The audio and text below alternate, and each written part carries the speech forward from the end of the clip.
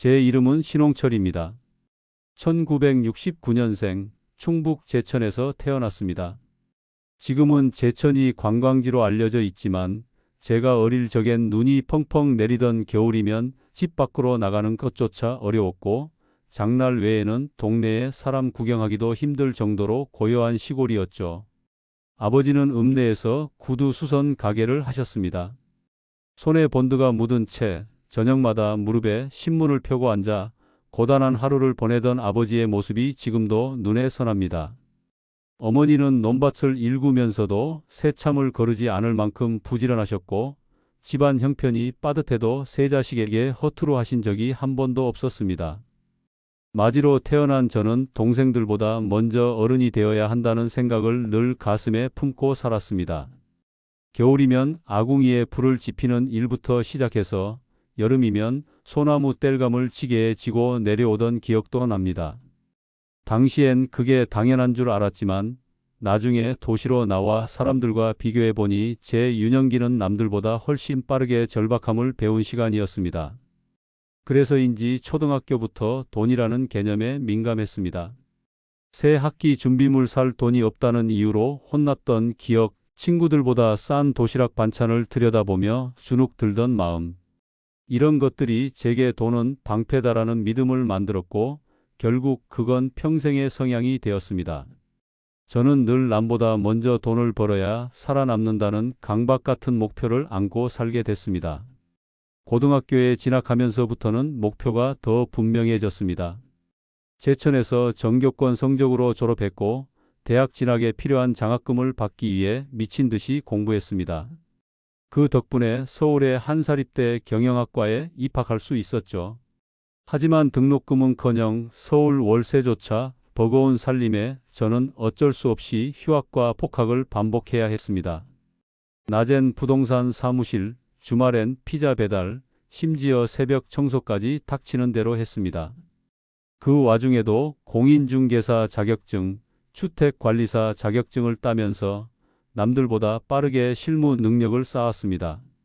졸업하자마자 강남 한복판의 중개업소에 들어갔고 종일 사무실에서 분양권 책자와 노트북을 붙잡고 살았습니다.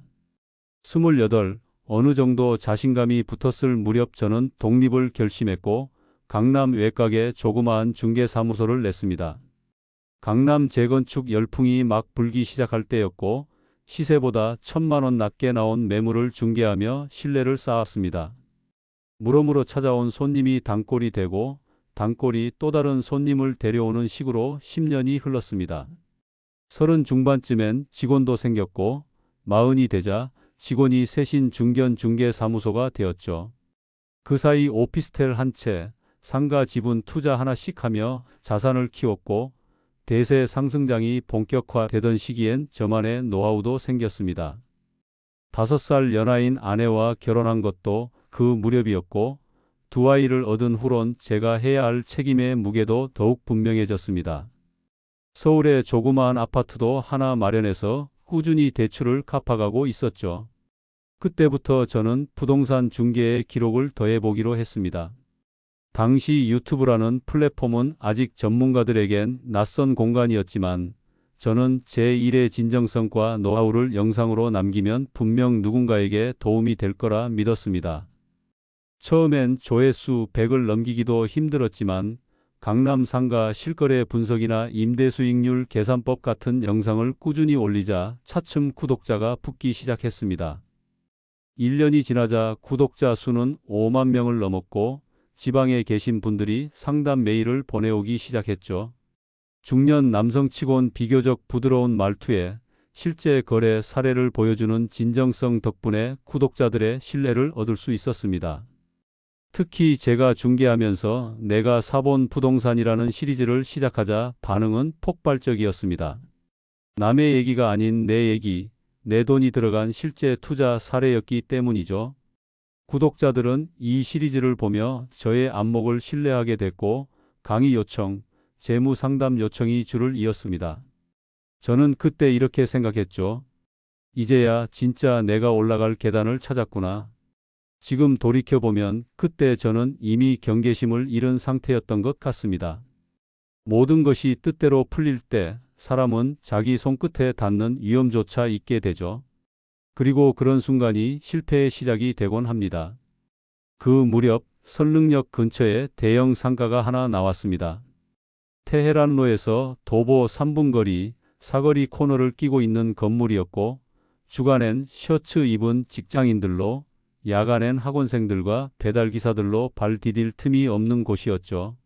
사방으로 기업 사무실과 스타트업 오피스가 빽빽하게 들어선 상권 중심지, 서울에서도 그야말로 상업지의 심장부라 불리는 자리였습니다.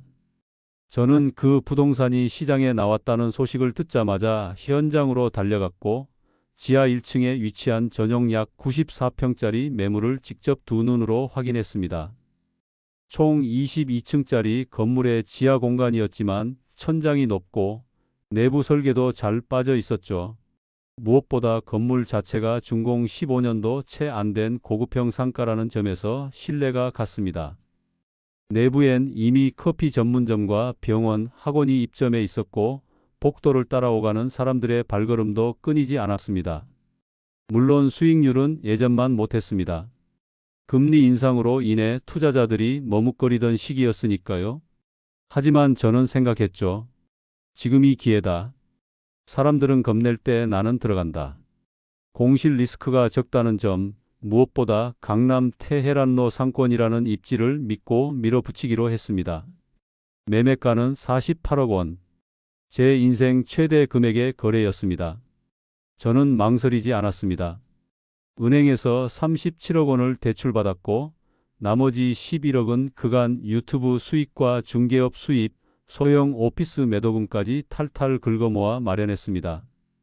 계약 당일 중개사무실에서 서명하고 나오는 길에 손이 떨릴 정도로 긴장했지만 마음 한구석에는 묘한 전율도 있었습니다.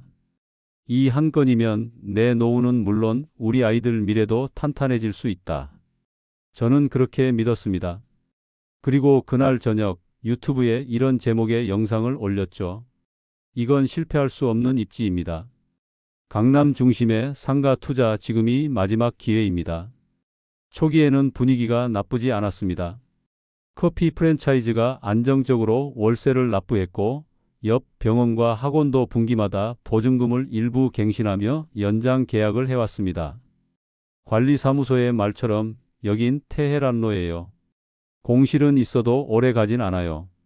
라는 말이 그땐 전혀 의심되지 않았죠. 월세는 제때 들어왔고 대출 이자도 문제없이 상환했습니다.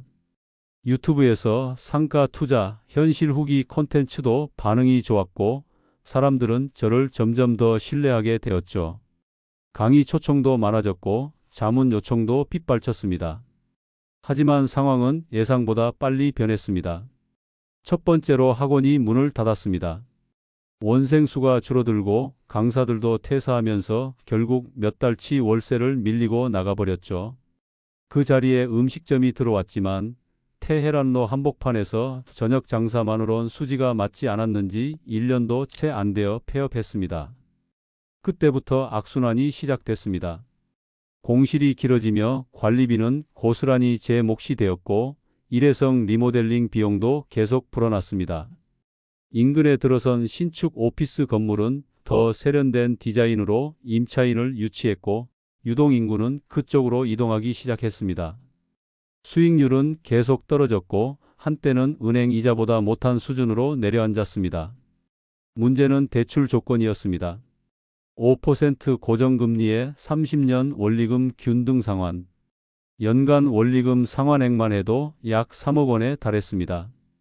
당시 제 유튜브 채널 수익과 중개 수수료를 합쳐도 그 금액을 채우기엔 턱없이 부족했습니다.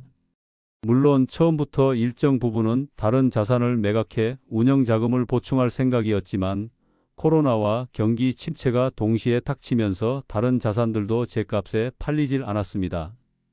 그렇게 몇 개월이 지나자 이자 연체가 시작됐고 저는 끝내 채무불이행자로 등재되며 경매 개시 통보를 받게 되었습니다. 경매는 냉정했습니다. 두 번의 유찰 끝에 3차 입찰에서 겨우 낙찰자가 나왔습니다. 낙찰가는 31억 원. 제 매입가보다 무려 17억 원이 낮은 금액이었고 거기다 세금과 중개수수료, 법무비용, 연체이자, 관리비, 취득세 등 부대비용까지 포함하면 약 2억 4천만 원이 추가로 날아갔습니다. 결과적으로 저는 11억 원의 자기자본을 전액 날리고 남은 빚도 무려 8억 4천이나 되었습니다. 잔존 채무 8억 4천은 그동안 갈아타온 서울 아파트를 처분하면서 6억은 해결했습니다. 이제 남은 빚은 2억 4천인데 이는 한평생 천천히 갚아가려고 합니다. 제 이름으로 된 재산은 사라졌고 무엇보다 제 자존감은 깊은 수렁 속으로 가라앉았습니다. 자식들에게 물려줄 수 있는 게 없다는 사실보다 더 아픈 건 내가 가족들에게 믿어도 되는 사람이 아니었다는 자각이었습니다. 아내는 처음엔 믿지 않았습니다. 당신이 그랬잖아. 절대 실패할 수 없는 자리라고. 그녀의 말은 눈물보다 더 깊은 고통으로 가슴을 찔렀습니다. 아이들은 한동안 연락을 끊었습니다. 단단하고 자신감 넘쳤던 아버지가 왜 그런 판단을 했는지 이해할 수 없었을 겁니다.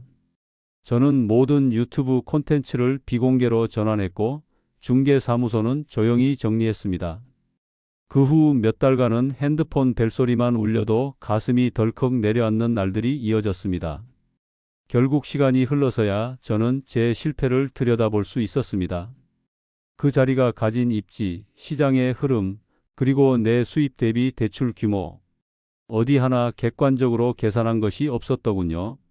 입지만 믿고 들어갔던 선택, 너무 큰 규모의 대출, 그리고 그 투자를 유튜브에서 떠벌리며 나 자신을 후퇴할 수 없는 외줄에 세운 무모함. 모든 실수의 중심엔 자만이라는 감정이 있었습니다. 저는 사람들의 신뢰를 기반으로 유튜브 채널을 운영했지만 어느 순간 그 신뢰가 제 발목을 조이고 있다는 사실을 모르고 있었던 거죠. 이건 분명 저의 전적인 책임이었습니다. 지금은 다시 평범한 일상을 살아갑니다. 그동안 배운 걸 버릴 수 없어 경기도 어느 신도시에 다시 조그만 중개업소를 열었습니다. 강남 한복판을 누비며 분양권을 중개하던 날들과는 전혀 다른 삶이지만 그 나름대로의 고요함과 가치가 있습니다. 지금은 그 인근의 빌라 전셋집에서 살고 있습니다. 햇살이 부엌창을 타고 들어오는 아침이면 아내와 함께 시장에 갑니다. 싱싱한 채소를 고르고 소고기 한 근을 두고 망설이기도 하며 그날그날 필요한 것만 사옵니다. 고급진 식당에서의 외식 대신 집에서 삶은 감자와 된장찌개로 조용한 점심을 먹는 일이 많아졌습니다. 아내는 예전보다 더 자주 웃고 저는 묵묵히 설거지를 합니다. 과거처럼 현란하게 설명할 필요도 누군가를 설득할 이유도 없는 하루들이 이제는 마음을 편안하게 해줍니다. 유튜브는 하지 않지만 아주 가끔 예전 구독자들에게서 메일이 옵니다. 선생님 덕에 부동산 공부를 시작했고 지금은 전세 구할 때도 당당하게 협상해요. 혹은 그 영상들을 보며 부모님에게 조심하라고 조언했어요. 그런 말을 들을 때면 마음 한편이 아리면서도 따뜻해집니다. 결국 누군가에게 단 하나의 문장을 남겼다는 사실만으로도 그 시간들이 완전히 헛되진 않았다는 생각이 듭니다. 실패했지만 누군가에게 작은 불씨가 되었을지도 모른다는 위안은 지금 제 삶을 지탱하는 조용한 힘이기도 합니다. 이 경험을 통해 정말 분명하게 배운 것이 하나 있습니다. 중장년의 자산은 불릴 돈이 아니라 지킬 돈이라는 사실입니다. 수익률은 물론 중요합니다. 하지만 그보다 더 중요한 건 예측 가능성입니다. 5%, 7%의 수익을 기대하기보다는 마이너스 20%의 손실이 나지 않을 구조를 만드는 것. 그것이 은퇴를 앞둔 사람에게 필요한 재무 설계의 본질이라는 걸 뼈저리게 깨달았습니다. 대출은 수익으로 갚을 수 있을 만큼만 받아야 합니다. 자산의 크기가 아니라 그것이 내 삶의 무게를 어떻게 바꾸는지를 생각해야 합니다. 그리고 무엇보다 자존심을 걸고 투자하지 말아야 합니다. 이건 무조건 된다. 여기서 지면 내 존재가 무너진다는 생각이 들면 그건 투자가 아니라 도박에 가까워집니다. 특히 우리 세대는 체면과 명예를 중요하게 여겨서 실패를 숨기고 고집으로 버티려는 경향이 있습니다. 하지만 제가 말할 수 있습니다. 실패는 누구에게나 찾아옵니다. 중요한 건 그 실패를 인정하는 용기, 그리고 다시 돌아갈 수 있는 여지를 남겨두는 겸손입니다. 절대 내 이름과 평판, 가족의 안위까지 담보로 걸고 들어가선 안 됩니다. 그 순간부터 우리는 투자자가 아니라 인질이 됩니다. 저는 실패했습니다. 그건 사실이고 그 사실을 감추려 하지도 않겠습니다. 하지만 저는 여전히 살아 있습니다.